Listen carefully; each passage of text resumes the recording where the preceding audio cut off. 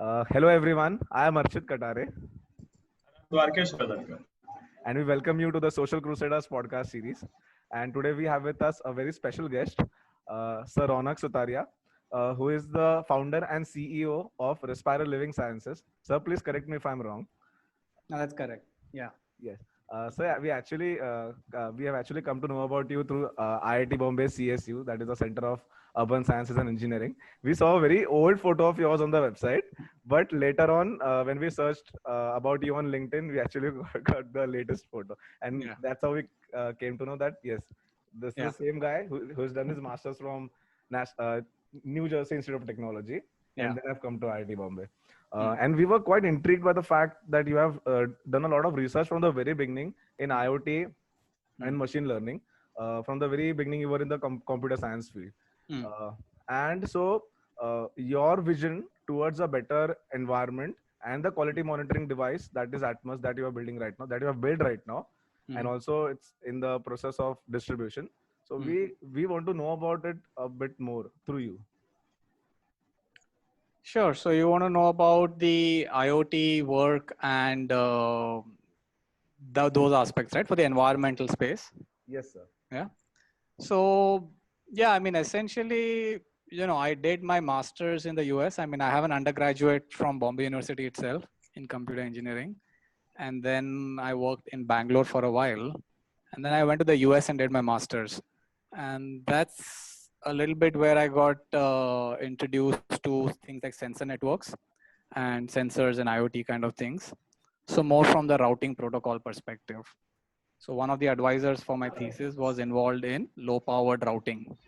So that's how I got introduced to the topic. And I think further on, when I moved to California, I saw some more live projects happening in the field. So that's where I saw, that time Nokia used to be a very big research company, and so they used to have a lot of IoT and sensor based projects happening in the Bay Area in California. So I saw some of those projects and I felt that had a strong potential in India.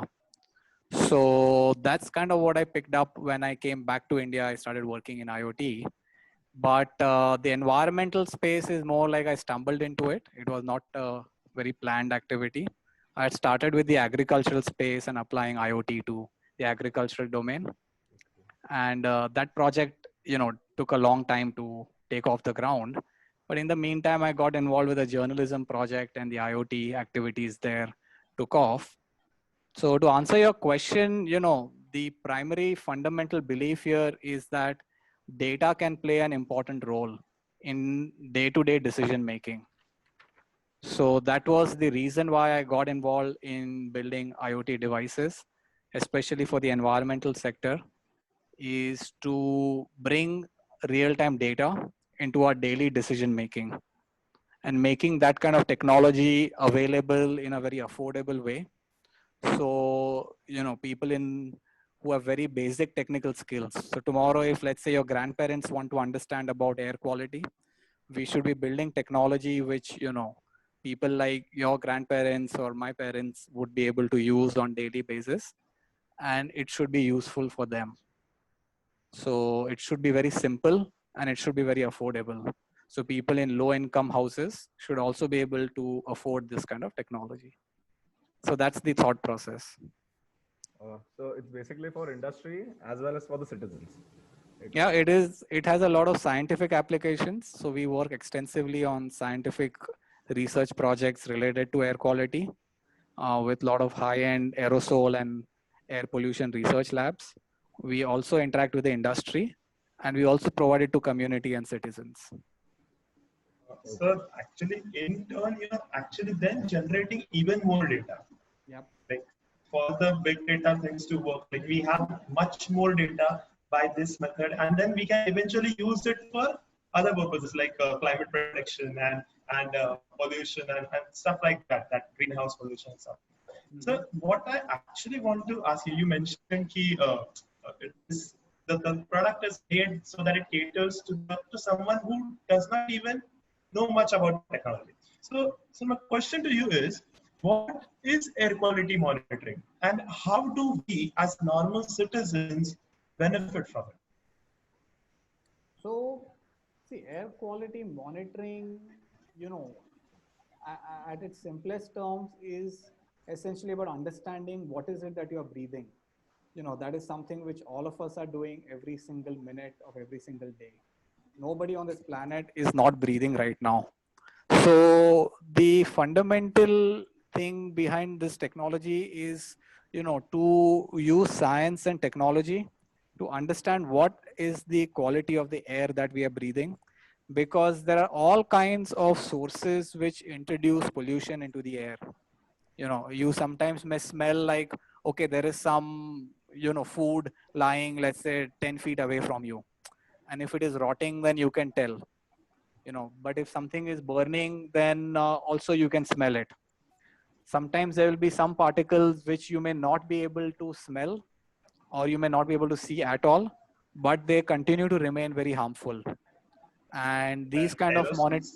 yeah, correct. So aerosols, you know, may be extremely microscopic. You know, they can literally be, you know, few microns, and 1 micron is 1,000th of a centimeter. Millimeter. So we are literally talking of things, you know, which is about 1/50th the size of your hair. So that is the, you know, and the classic example right now, which all of us are dealing with, is the virus. You know, the virus right now, I don't know if you know the size of it. It's about 0.1 micron is the size of the coronavirus. And it is creating such a havoc in all of our lives. So particles of literally 0.1 micron can bring a whole world to a standstill. But so that is, you know, typically these equipments are designed to detect from zero point 0.3 microns and above. So Atmos is detecting right from zero point 0.3 micron sized particles. That's huge. And so how do you implement machine learning and IoT in the monitoring process? And what machine learning models do you use for air quality indexing? So see, machine learning comes, it is an important part of the work we do. It comes fairly at the end of the whole process. We use something called calibration algorithms. And these are all essentially machine learning algorithms. Uh, they are used for improving the accuracy of the data. So you can say that, you know, so your question was about IoT and machine learning, is it? Yes, yes. So IoT, we use a lot of different technologies. We basically, essentially at the heart of the IoT is, of course, a sensor. You know, you use a sensor, read data from it, then you interpret the data from the sensor. Sometimes it may be analog.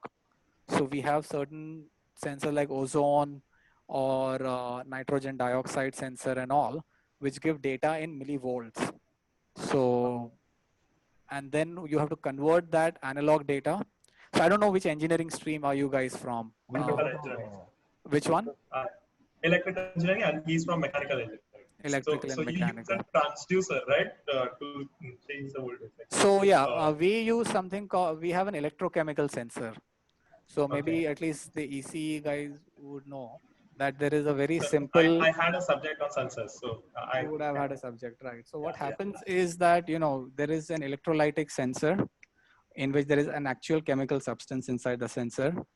That substance is undergoing certain reactions, and based on that, the Voltages. potential voltages of the electrodes is changing, and that is read by what's known as an ADC, analog to digital converter. yes. So we read the analog data from the sensors, and we essentially transmit this data using some kind of a data transmission module. Typically, it will be a GPRS module or a Wi-Fi module. And we also support different IoT technologies like NB-IoT or Zigbee. Zigbee or 6LoWPAN. So all of those have been integrated into the Atmos device. And this data is then sent to a server. Now, once that data Cloud. comes, you know, that's where the machine learning can play a role. So machine learning, you know, while it's an important part, it comes at the very end of the whole process. That once the data reaches your server, you essentially try and improve the accuracy of the data. So we use certain things like KNN algorithms or a random forest algorithm. Those are interesting. They sound very, you know, fancy algorithms, but essentially they do some amount of a kind of a regression or a decision tree analysis by comparing the sensor data with the reference data. So that's kind of the machine learning process that we implement. And like these models are really trained, right? The nearest neighbors model or the random forest regression thing is actually trained before, right? And then after this sensor data is fed to it, it classifies it. Correct.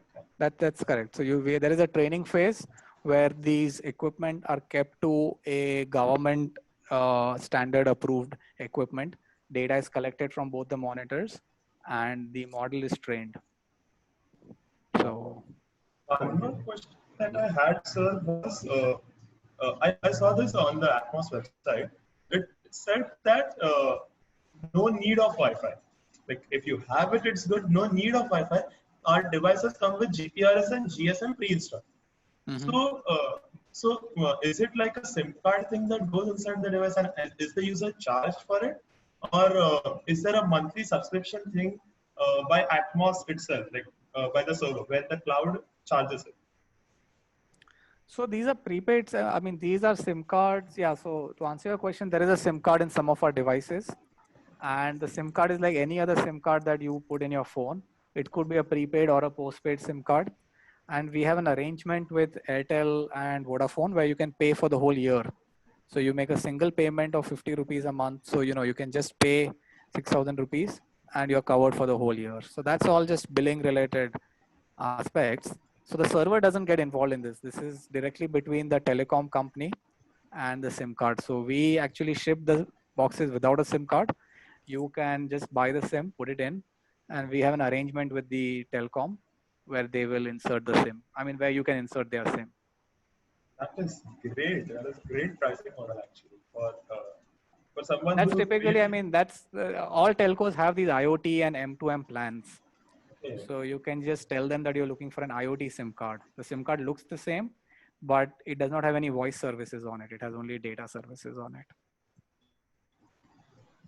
Yes, but we generally right now are not using those subscriptions plan because we don't have those gadgets right now at our home, like home appliances. So it's it because you are in that field, but the common general human doesn't know about this still.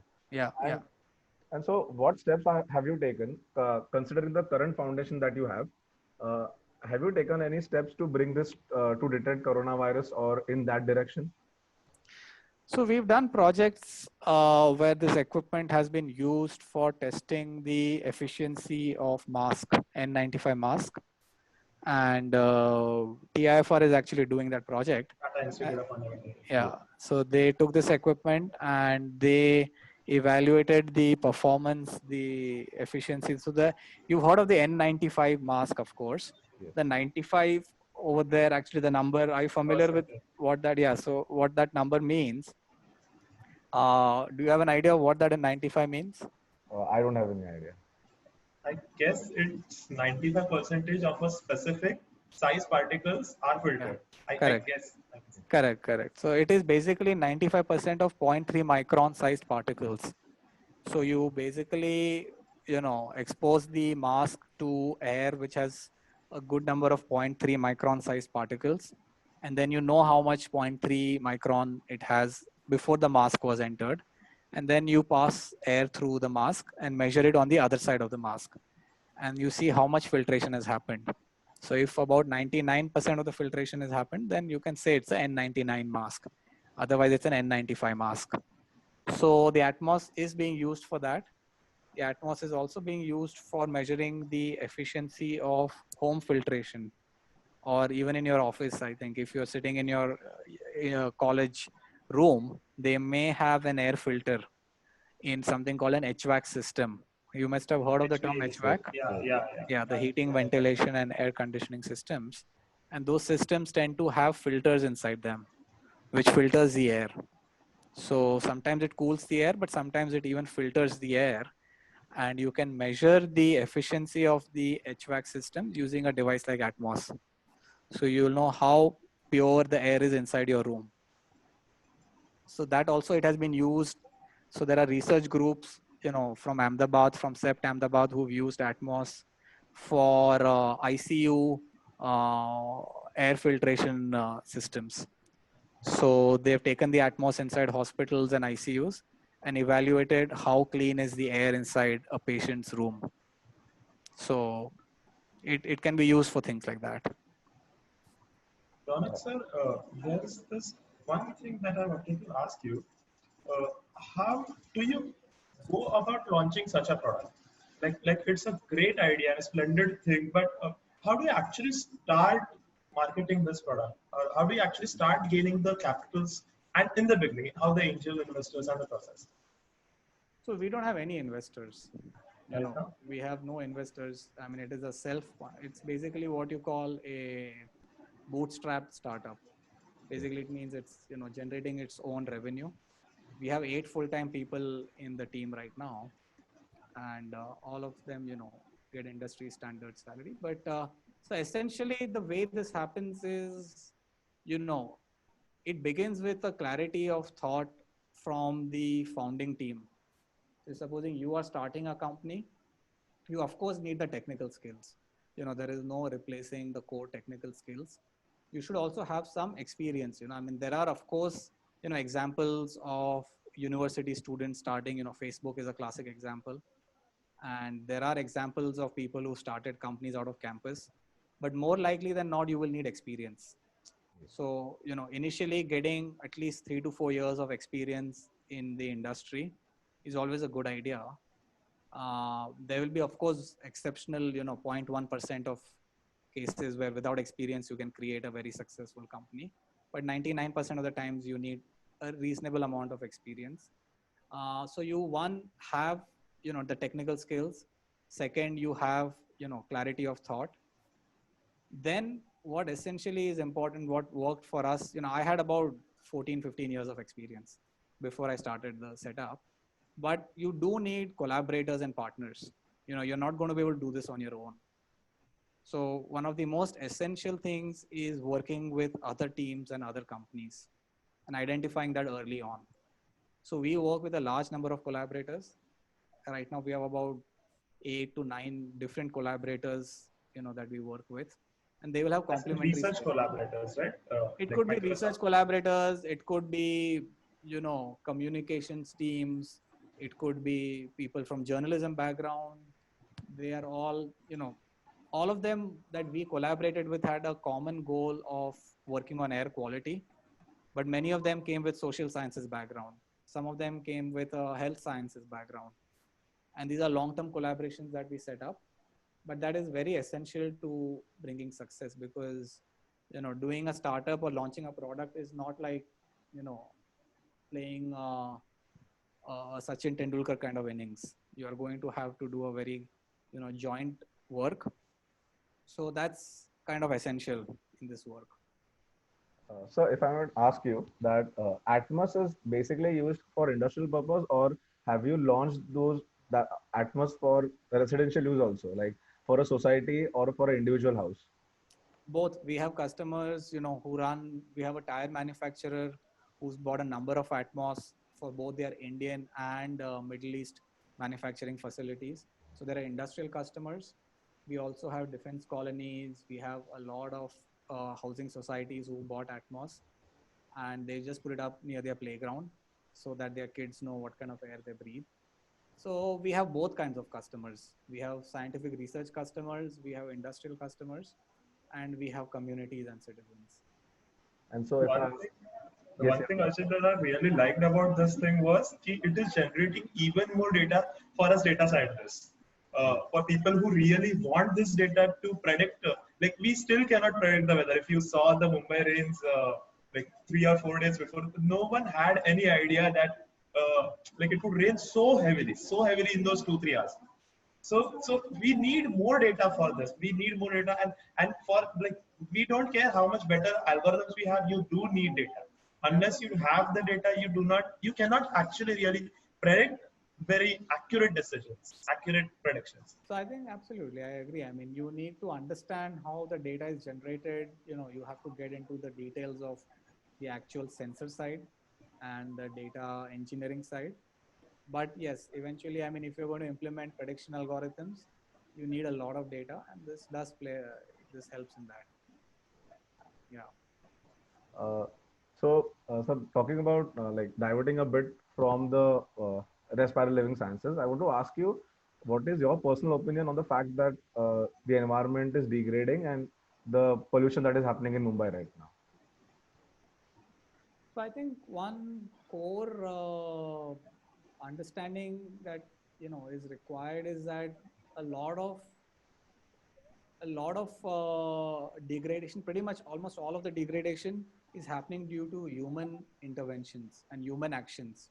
I think a realization that it is our actions which is causing the degradation is something which needs to be understood by a large segment of society, because we typically tend to think that I'm actually not polluting, but it is my neighbor who's burning the garbage, and that is why the pollution is happening.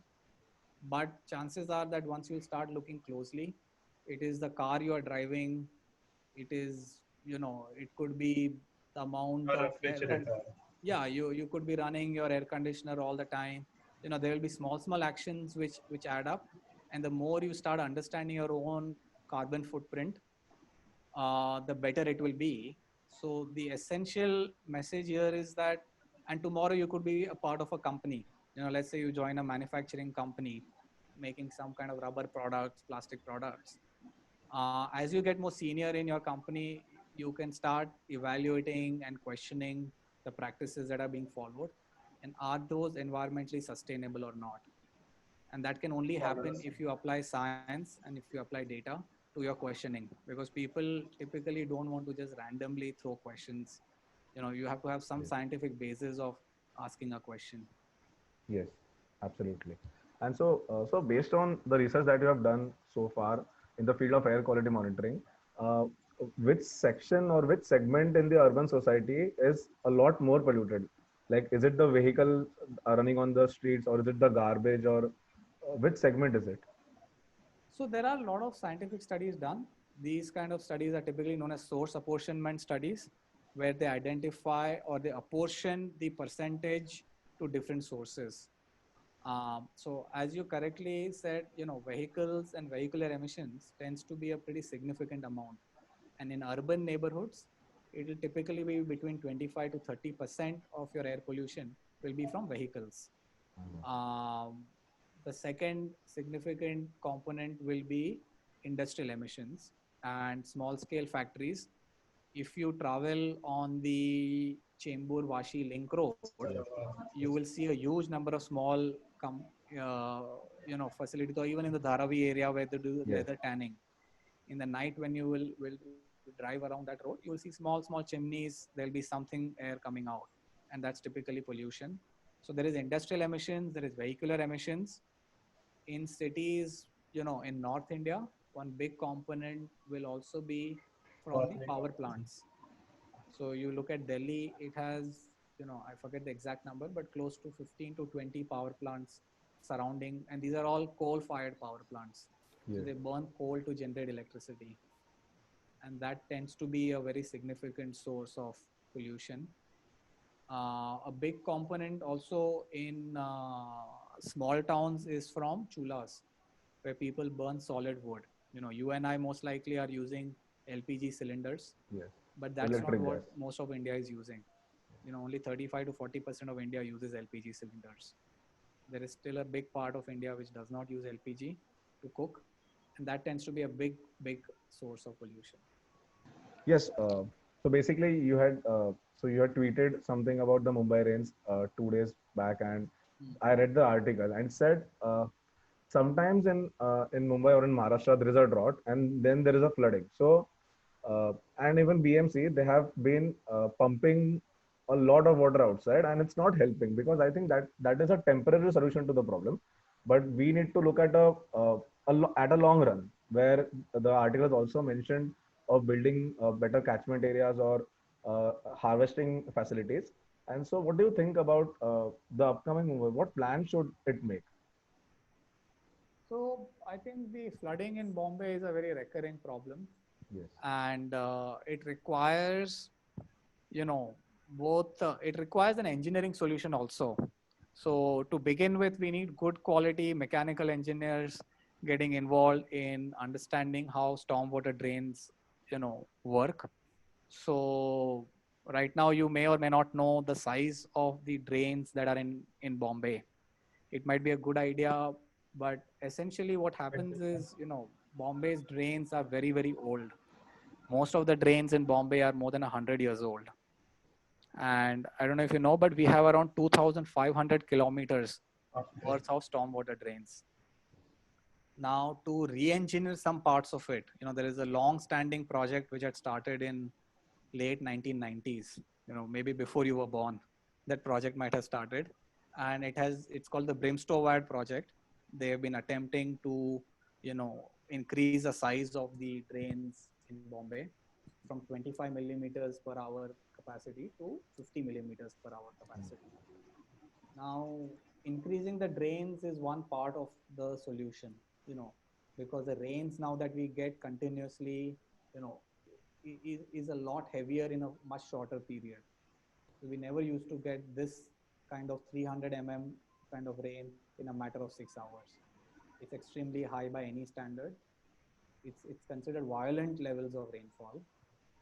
Uh, so, to begin with, we need to get some amount of engineering solutions into the picture where we try and see where is the blockages happening. Every year, the local corporation does desilting of drains, which essentially means removing all the, debris which may have got stuck in the drains. Now, that's a significant challenge. So doing it for thousands of kilometers of drains is a lot of work. You also need to expand the drains in places where there is a bottleneck. But also, I think essentially, like you said, I mean, that article also put out some interesting solution. Like Japan has tried, Yes. underground stormwater harvesting. So you have thousands of, very, very large volume capacity rainwater harvesting to be done under the city. And that's a massive engineering task. Though in our metro project, we are seeing that, that level of excavations can be done for the running the I underground metro, but we can also think of doing it for rainwater.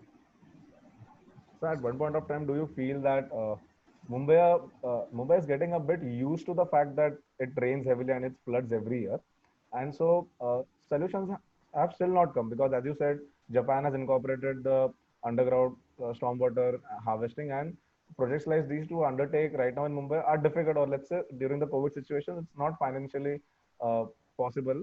I don't know the actual facts, but do you conclude that a lot of urban poor that is staying in Mumbai right now, who have their homes on the ground level itself, or let's say I go for jogging every day at Matunga, and there I've seen taxis and other public vehicles getting crashed under the trees, and so a lot of urban poor are getting affected due to this. That is true. I mean, that is, typically the case for any kind of inequality that exists in our society. You take it air pollution, you take it water pollution, it is usually the urban poor who will be, the most affected, and they will be the least responsible for that problem. So that is usually a reality of our society. What happens is, the responsibility for doing something about it, it lies with the educated class, and it lies with the segment of society which has the ability to ask questions. So, like you were saying, that most Mumbaikars have got used to flooding happening every year. We just treat it as a reality of Bombay, and Yes. we say that 1 week or 2 weeks of July or August, life will be flooded. But what is required for people like you and I is to ask more informed questions. That why is it in my neighborhood water is getting flooded? And there will typically be some genuine answer. You know, the water is not meant to get flooded in a city. So is it that the drains are not working? Is there some kind of a climate change effect happening now? A lot of the Bombay's rains are being attributed to the ocean warming happening in Arabian Yes. Sea. So what happens is, to understand that why is the ocean now suddenly staying much warmer, than it used to be maybe 10 years ago. So you have to expand your, realm of understanding, and that's why you and I have these engineering degrees so that we can ask better quality questions. So one more, actually, a bit controversial doubt that I have was, what is your opinion on the coastal road project? Like, does it, like it? Many people say that it will affect the flooding problem of Mumbai even more. It will make it much worse because the water levels will rise. Obviously. So, what is your opinion on the coastal road project in Mumbai? So I think the fundamental challenge in the coastal road project is that it is being designed for an extremely small segment of the daily commuting population of Bombay. So the coastal road largely is going to be used by private cars. Now, if you see Bombay's demographic and how many people commute by foot, by bicycles, and by public transport, just by foot and by bicycles is around 50% of the people who commute to work. So, and they are not going to use a coastal road. Nobody's going to be walking on the coastal road. Whereas if it floods, then the water gets into their house the first. Yeah, so they will not be using the coastal road, but the negative effects of the coastal road will be, experienced by them. Um, so in essence, the problem with coastal road is that it does not bring any benefit to, I think most estimates say that between 70 to 80% of the people who commute to work are not going to be using the coastal road. Probably less than 10% may end up using the coastal road. And to spend this kind of, tens of thousands of crore on, to improve conditions for less than 10% of the commuting population of a city, not even the actual population of a city, is doesn't seem to be well justified. Okay. So the long answer short is that it doesn't seem to be a good project. Okay. While we were speaking about the Atmos device that you have built, does it only, it is an air quality monitoring device, yes, but does it also predict the climate that is coming in the future, or let's say the rains or the floods or anything that sort? Does it protect means, I mean, it's a monitoring device. Yes. So with the data, you can, take more informed decisions, but the device itself is not going to protect you from So any. if I buy the device myself as a student, and let's say if I want to incorporate it at my home, I have to be someone who is doing a research on the topic of air quality monitoring, or if I get the data, I should be able to interpret it myself. No, so yeah, Learning apart from algorithms that, offer target. sorry. I was talking to Ajay. You should be able to apply machine learning models to those results, or those readings, and you can actually make predictions on them. So that's one part of the application of the data. I mean, there are already health advisories which are, put out for different AQI levels, and our monitor actually has the health advisories printed on it. So when you will see the levels on the monitor, there will be actually different kinds of health alerts which are put out by the monitor, and it will tell you that under, when the levels are under 30 micrograms, it's good to go out. But when the levels start crossing, let's say 150, then anybody in your family who has breathing troubles, it will be advisable for them not to go out of the house. So essentially, you can think of it like a thermometer. And if the temperature is high, then you are not going to do things which is not advised to be done when you have fever. So in the same way, this is a health. You can think of this as a health advisory device. Most of the Mumbai is now getting some small townships. Like IIT Bombay itself is a very big township for that matter, but there are many societies coming up right now. And so, let's say a society in Andheri will have different calamities, or let's say a different temperature as compared to say Dadar. And suppose if a society in Andheri is going to buy the Atmos device, and will it give us specific data regarding only that region? Yeah, so I mean, air pollution, is fairly localized. So what they say is that, it very closely depends on the sources near your place. If you are going to stay, let's say, near a traffic signal, then probably what you will experience and what you will read from your monitor will be very different from something 2 kilometers or 3 kilometers away. But if there is no local source near where you live, then air quality typically, will remain consistent at least uh, up to 5 kilometers. So we've seen very similar readings when two monitors are kept at 5 kilometers difference, if there are no sources in between. Okay. Uh, and so, if we call it upon this as if, because right now you started with the Atmos in 2017, correct me if I'm wrong. Mm-hmm. And so, more and more data you get every year, the device will go on improving. Mm-hmm.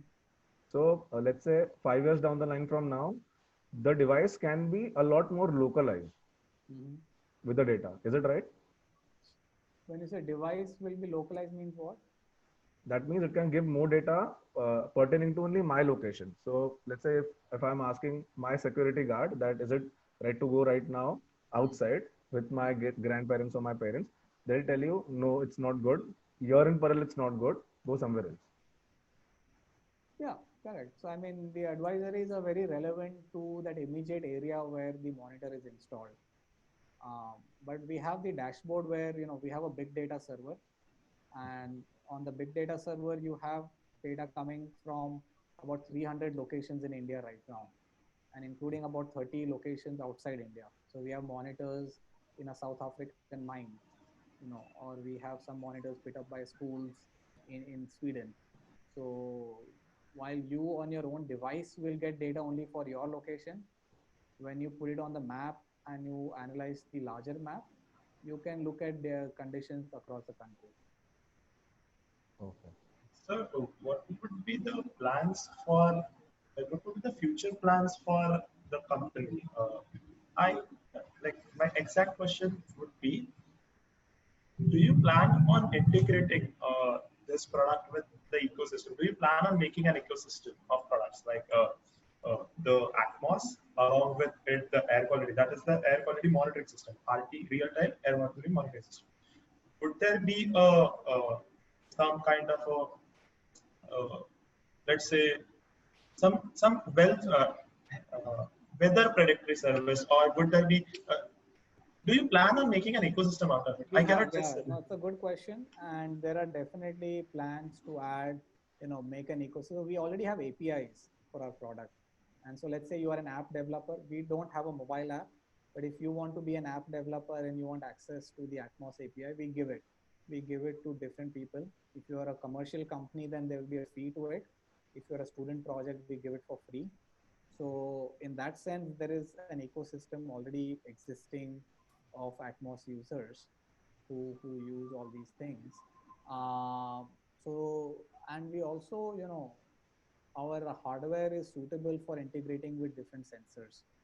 So tomorrow, if you are, let's say, a developer, an experienced developer, and you want to add one more sensor, then the device would be able to take an additional sensor.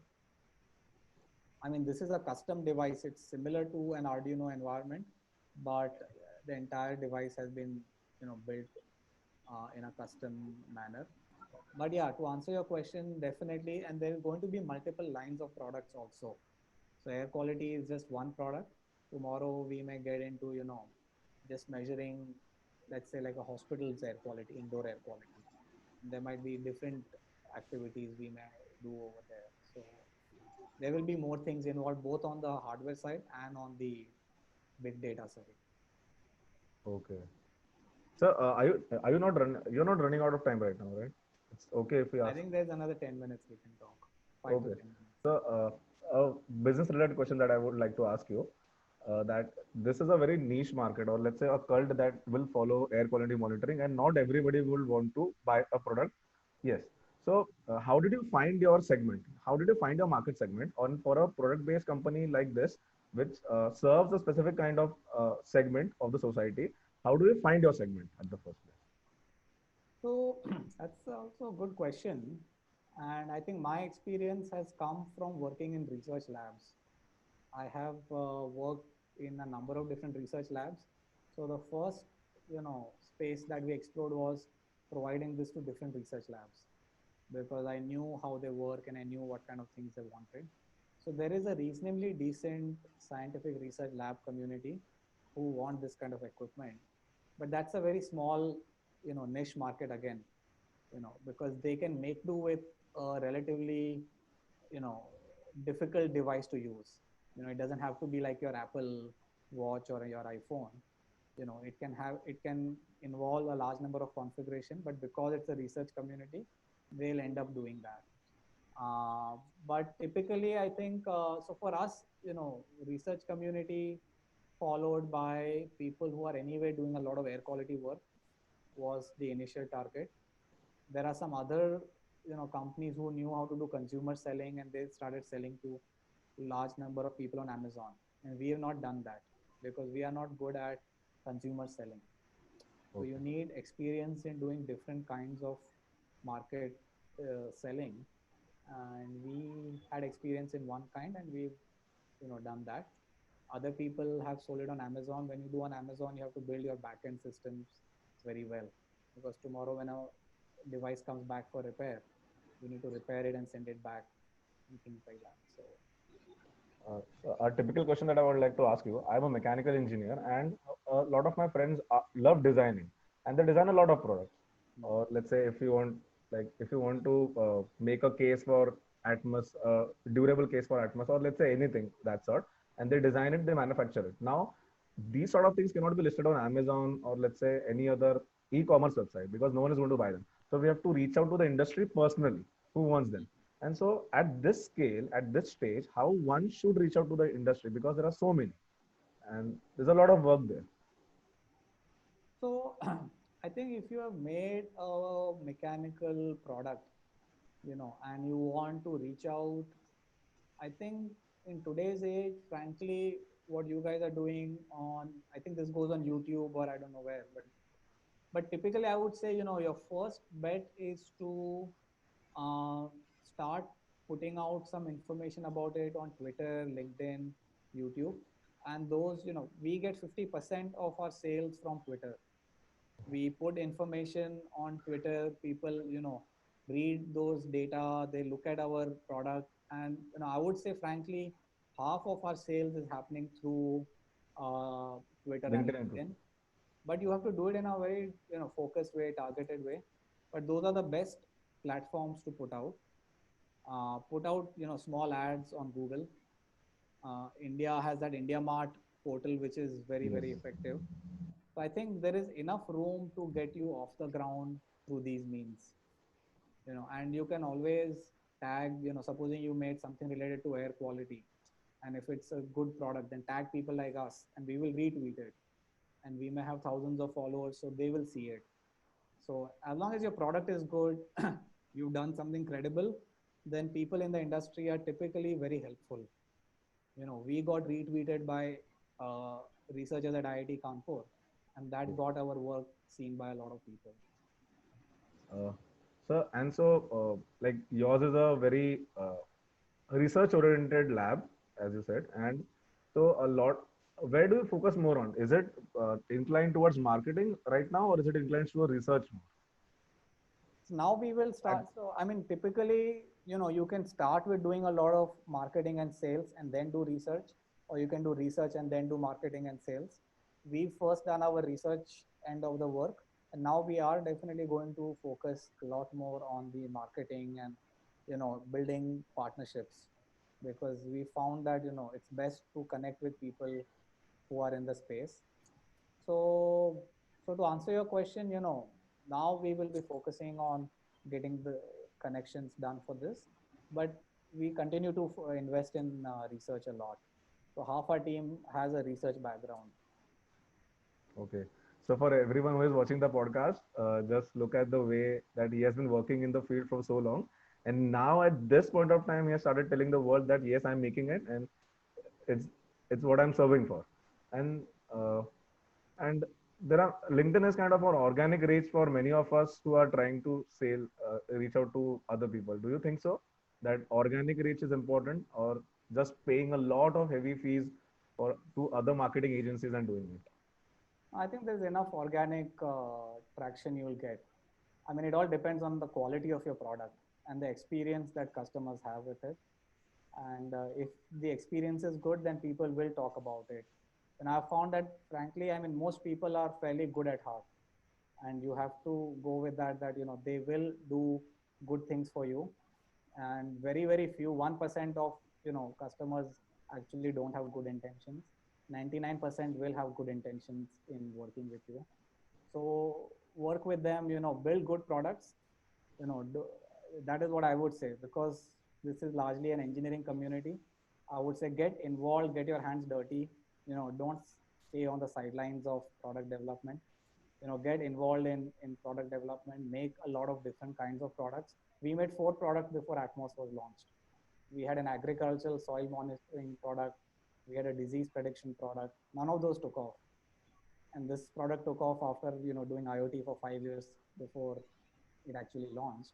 So if you are engineering focused, and if you have an interest in building, then keep doing it. Don't stop, is what I'll say.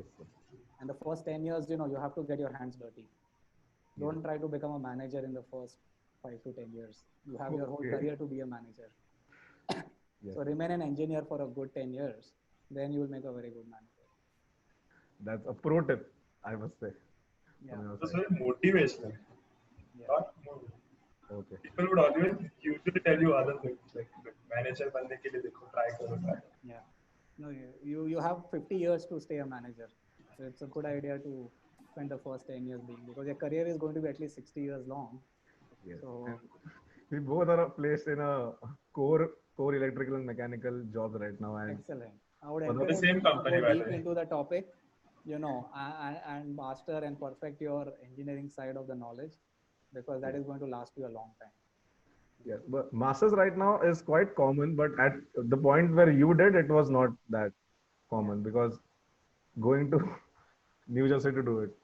Yeah. So difficult. Sir was a like computer engineer back in like 2001, 2005. I guess. Huh? 2001. Sir was a 2001. 2001 and 2005 मध्ये sir 2005 में sir New Jersey गए MS करने Yeah. computer science.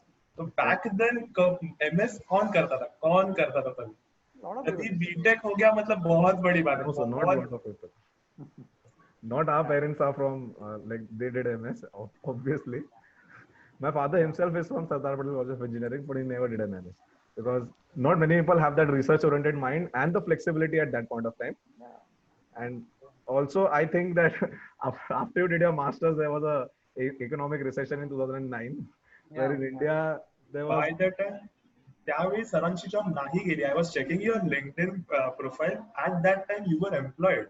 From 2006 to 2009, you were employed as a I was CTO in of the that banking industry. So when when the Lehman Brothers crashed, I was actually in London working in a banking project. So I've seen the financial crisis from the inside of a financial company, and I've seen what the meltdown looks like. So the Corona meltdown, of course, our current economic recession is also quite large, and it's quite global. But the 2009 crash, especially in 2008 November when Lehman collapsed, was pretty severe. Most of the graduates that time, struggled a lot, including myself. A lot of the jobs were, suddenly on the very same day they were stopped. So these things tend to happen. That's why you have to, keep doing your own things. Yes, sir. So I guess it's time, and you have taken a lot of your time, I guess, today. That's cool. I'm always happy to. And today's podcast was a big jump for us because this is the 9th podcast that we are having, and we really today we have taken a lot of entrepreneurs on the podcast, but they were on a very struggling in the beginning phases. They were below 30 or below 25. You're the first one who was supporting us, and today we felt like now we should reach out to more such people, and we are confident enough that they will come. I mean, people are always happy to help. You've done your homework, so I was happy to know that you guys have done your homework. That's always very important when you interact with, people who are a little more experienced. They want to see that you've done your homework. You should not come in without having your knowledge. Yes, so sir. it's good that that's there. Yeah. Good, man. Good guy. Good stuff, guys. I think you guys are doing well. It's all the best to your podcast channels, and good luck to you in your careers. Yeah. Okay. All right, man. Yeah. Thank you, sir. Thank you so much. time. Okay, man. Sure. Thanks. Both. Bye. Bye. Bye.